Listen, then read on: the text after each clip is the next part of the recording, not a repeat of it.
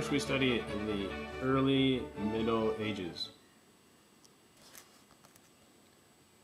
The geography of Europe was such that with its rivers and mountains, it kept Europe separate, and different countries developed.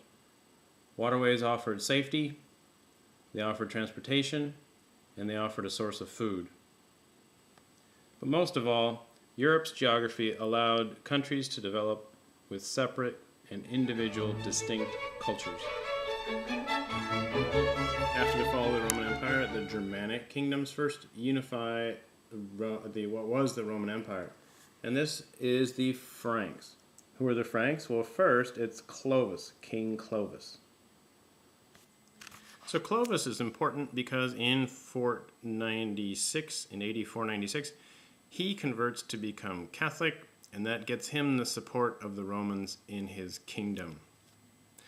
Then, after a few hundred years, Charles Martel emerges as one of the strong mayors.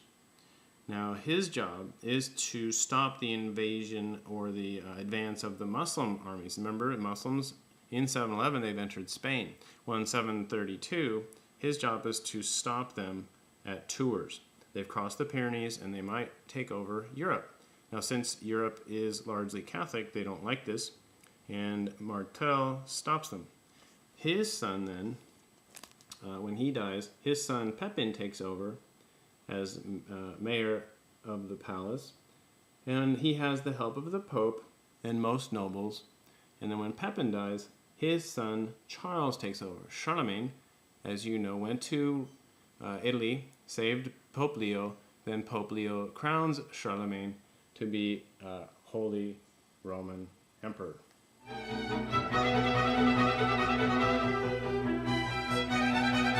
After Charlemagne dies, Europe sees no more strong rulers, no more strong kings, and feudalism will begin.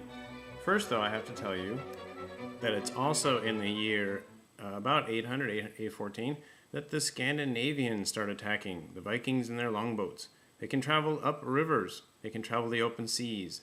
They attack cities everywhere in Europe, even inland, not just on the coast.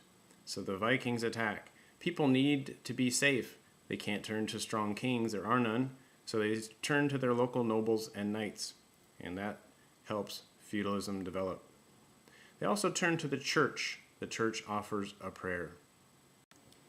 The Catholic Church becomes so powerful, Pope Gregory VII is able to tell Henry IV that he has to back down. A pope is able to control a king.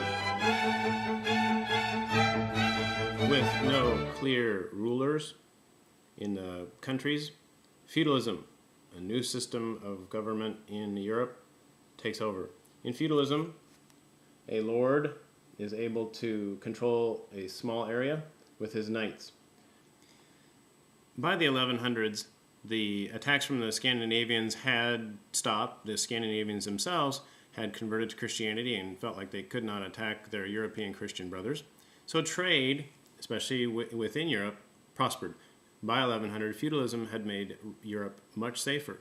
New technologies like the iron plow made food production increase, and the nobles in their areas made the roads safe. They arrested bandits, and big cities like Venice and Flanders were able to grow and grow rich through trade.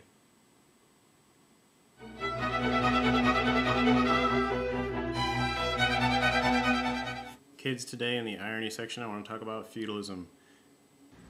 So the real irony of feudalism is it brought peace. So a system based on muscle, the knights, and warlords, nobles, and castles, and competing territories actually brought peace, trade, prosperity, and then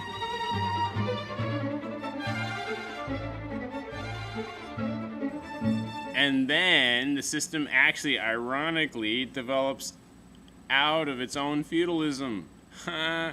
Develops into more of capitalism as the merchants take over and guilds prosper.